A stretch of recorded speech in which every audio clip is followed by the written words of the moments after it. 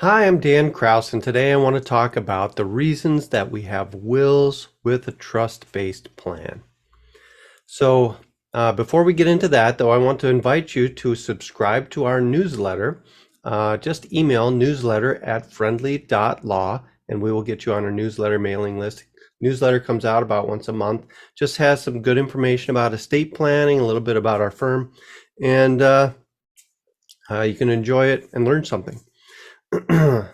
So, why do we have wills with a trust-based plan? Isn't the trust supposed to avoid probate and make a will unnecessary?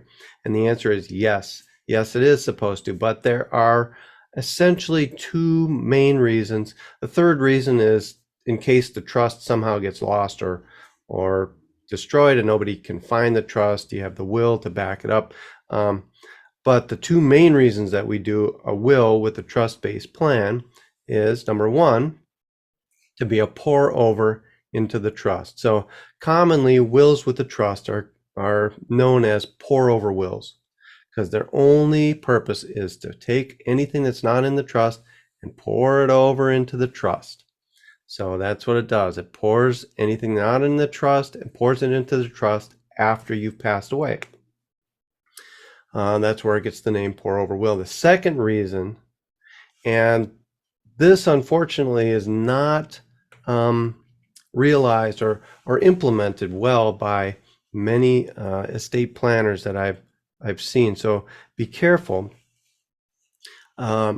Oftentimes there's a danger that if one spouse, this is only for a couple, if one spouse is in a nursing facility and you've gone through the process so the other spouse is not being their money is not being sucked away and they're not being impoverished so that their spouse can be in the nursing home. That means that the one spouse now has qualified for Medicaid and the other spouse is living on their assets. If the spouse that's not in the nursing home passes away, normally everything just gets given over to the person in the nursing home, and at that point they would have money, so they would lose their Medicaid benefits, and then the money that was given to them from their spouse just gets spent away and disappears, and there's nothing left for the kids, and there's no security then for the spouse after there's nothing left. All they've got is Medicaid. So we want to avoid that. So the second reason that we have wills is to help avoid that situation. Now you have to coordinate your revocable living trust with the will so that there's a pour back. Now this is kind of counter to one of the reasons that we do trust, to avoid probate. But in this situation, in order to save the assets of the estate and do the best that we can for the surviving spouse and the children, is to pour back assets into the will so that the will can create a supplemental needs trust or a special needs trust for the nursing home spouse.